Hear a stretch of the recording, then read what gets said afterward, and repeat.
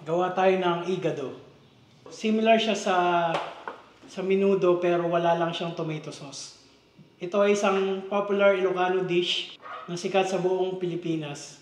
So, normal siya sa mga handaan gaya ng piyesta, birthday, at sa mga karinderya sa Northern Luzon. Simulan na natin. Meron ako ditong 1.5 kilong pork. Simulan lang natin. Imamarinate lang natin siya sa toyo.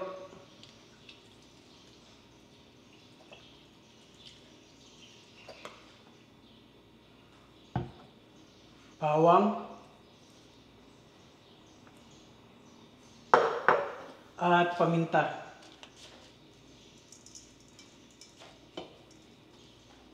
Tapos halu-haluin lang natin. Set aside natin for 1 hour. Or mas mainam kung overnight para mas kumapit yung lasa ng mga seasoning. Tapos meron din tayong 1/2 kilong atay ng baboy. So same process din, imamarinate din natin siya ng toyo. Konting bawang at paminta. So i-mix nyo lang, set aside. Tapos ibalik nyo sa fridge para hindi siya masira. Minimum 1 hour or kung kaya overnight. After nating mamarinate, magsisimula tayo sa pagigisa. Gamit ko kawali. As usual, magpapainit tayo ng mantika. Bawang.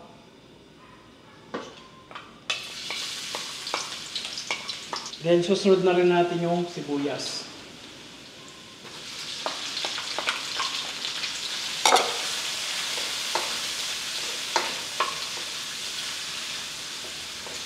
So kapag tostado na yung mga bawang natin, tapos medyo translucent na yung sibuyas, ibabalik na natin yung karne para masangkot siya. Bali itong karne na to, i-marinate ko ng mga 4 hours. So ibabalik nyo lang.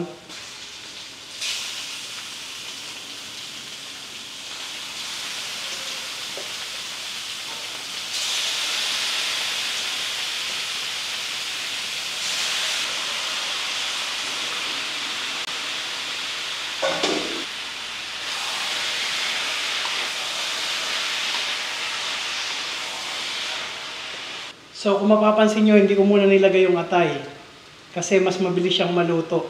At pag nag-overcook yung atay, magiging rubbery siya o matigas. Ayaw naman natin kumain ng parang dahon ng tsinelas. Hindi natin gusto yun. So ibabalik natin siya pag malapit nang maluto yung karne. Mapapansin nyo kanina, hindi tayo naglagay ng tubig pero ngayon meron siyang sabaw. Galing siya dun sa pork, meron siyang water content. Bali, doon na natin siya palalambutin at yun na rin yung magiging body ng sabaw niya, parang pork stock. Tapos, kung matuyo siya at hindi pa malambot yung karne, tsaka doon pa lang yung time na magdadagdag tayo ng tubig.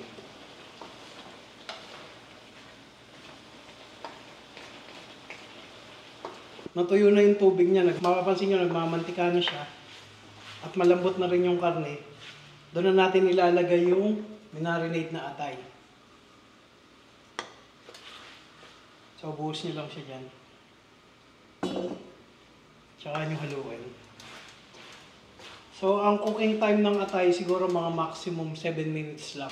So, at this point, maglalagay na tayo ng suka para sa acidity.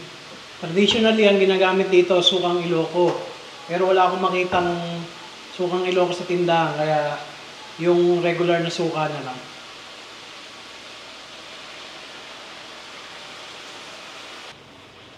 Pagkalagay pala ng suka, huwag nyo muna siyang hahaluin. Hintayin nyo muna siyang kumulo para ma-reduce yung acidity.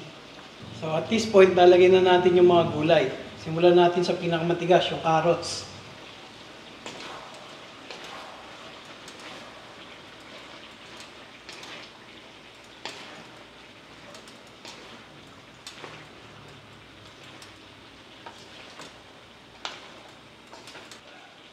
Tapos isunod nyo na rin yung mga bell pepper. Gamit ko green tsaka red para sa kulay.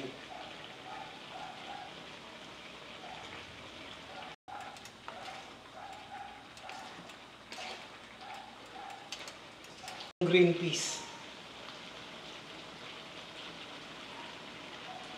Haluin lang natin siya ng mga 2 minuto, tapos final seasoning natin, then ready na to.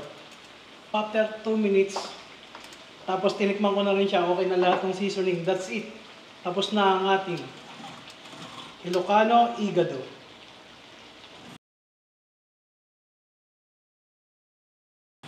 Kung nagustuhan nyo ang video na to, huwag kalimutang mag-subscribe sa aking channel. Hanggang sa susunod na video.